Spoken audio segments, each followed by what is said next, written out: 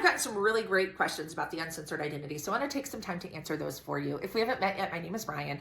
I am what I call a transformational mentor. My clients call me their business therapist, but ultimately I help high achieving, very successful women break up with their addiction to achievement, stress, overwhelm, and chaos, and actually build a really aligned life and business that they hit all of their goals, but they do it in a way that feels really good. And so I just launched this new program. It's a 28-day self-study program called the Uncensored Identity. And it's about really digging into the questions, who am I and what do I want?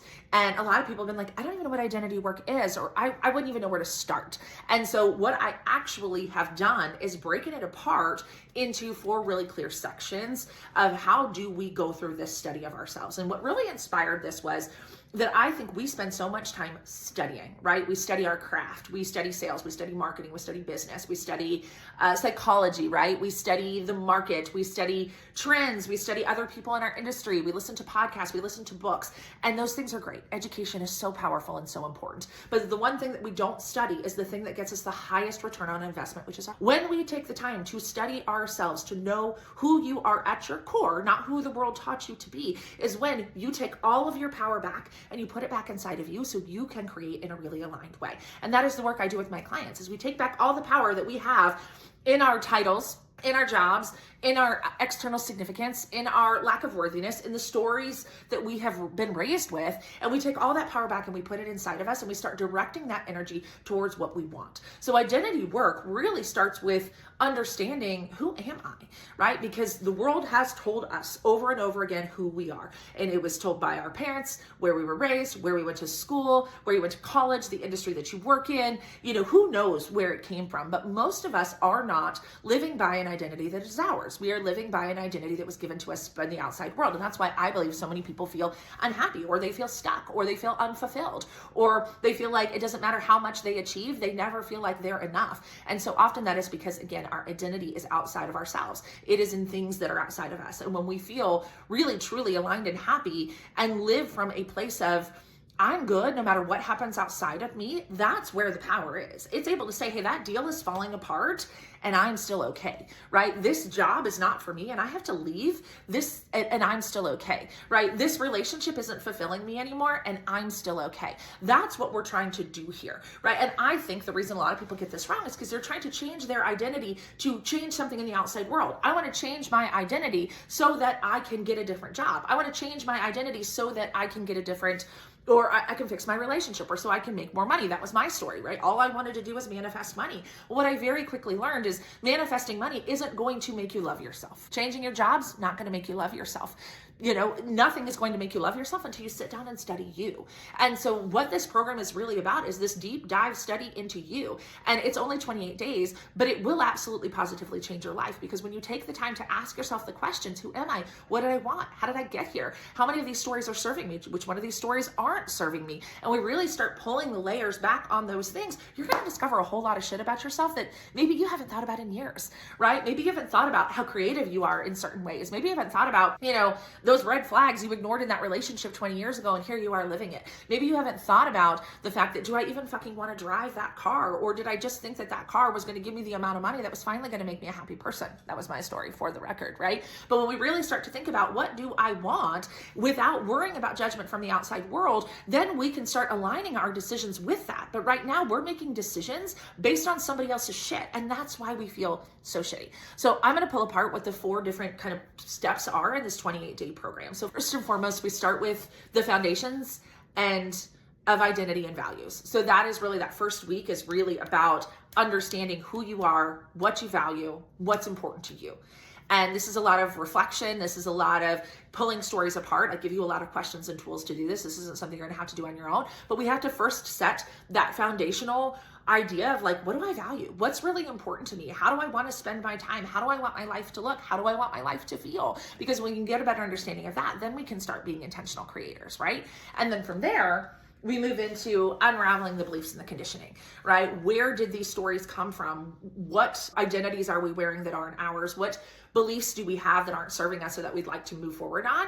And really, again, taking the time to think about, does this belief serve me? Does this identity serve me? Does this skill serve me? Because again, a lot of us have skills that served us at one point in time, but are no longer serving us. And that is very unnerving, right? Because you're like, well, I spent so much time and energy learning this, but I don't want to do it anymore. But we feel like we're wasted time. So we tell ourselves we can't do that. And then from there, we dig into clarity and vision, right? Now that we have really stripped the layers back, now it's like, okay, cool, you're clear. Let's start casting a vision that is truly aligned to you. Because I'm not saying you're not casting vision. I know a lot of women spend some time casting vision, making vision boards, doing all these things, and I love that for you.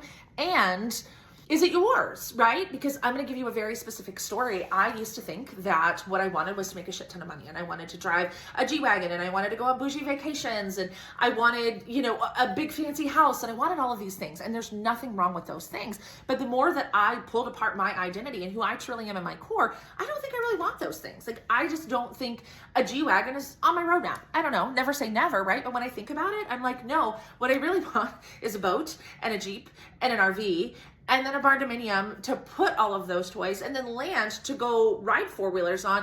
And then, you know what? I don't actually think I want to go on that bougie vacation. I want to go get lost in the woods for a week, right? And I was like, oh, shit. But then I had this whole story behind that of like, well, that's not how wealthy people act, right? Wealthy people look this way. And then I was like, oh, yeah, that's a program. That's a story. That's a belief system that I have, that if I want to be a wealthy person who runs a successful business, I have to look on these other things, right? I have to focus on these other things. So that, I think, is something for you to really think about. And then the fourth step of the process is really embodiment and integration. Because just like any study, just when we read books and we study marketing and then we don't implement the things, or we study leadership and we don't implement the things, or we study whatever it is we're studying and we don't implement the things, embodiment and integration is the piece that I think is missing for so many people, right? Like, this work is becoming more and more mainstream, and I fucking love that. But it does us no good to study ourselves and not embody it, not integrate it, right? It does you no good to read the book and not actually implement it. It does you no good to listen to the podcast and go back to being your same old self. It does you no good to sit down and to meditate and to do breath work and all those different things, right? If you're just going to get up out of that chair and go about the world operating the old identity. So it's really, how do we start to embody and integrate this new identity into who we are? Because again, that was my story. I was like textbook. My routine was amazing. I got up every morning and I meditated and I journaled and I exercised and I did that. But then throughout the rest of the day, I still was not very kind to myself. I told my story that I wasn't good enough, that I wasn't smart enough, that I didn't know enough, that people didn't like me, that I wasn't like that person, I wasn't like that person, and this is so hard and I have to suffer and these are the sacrifices I have to make. And so I was doing the work, but I wasn't doing the work, right? And so embodiment and integration, I think, is the piece that's missing for a lot of us. Is like, we understand the key concepts of identity, of intentional reality creation, of personal development, of becoming the best version of ourselves, of happiness and fulfillment and what that looks like, but then we're not actually doing the work day in and day out. We default to the old story. And so my goal is, over the course of 28 days of really doing these reflections and deep diving and figuring out, how do I actually operate from the identity of, this new person who I want to be, right? So that is what the work is about. And I hope that even if this video is the only thing that you watch, that this was helpful, that this was insightful, that this was interesting to you. But the truth of the matter is, your identity is driving. Who you believe yourself to be is what is actually getting the results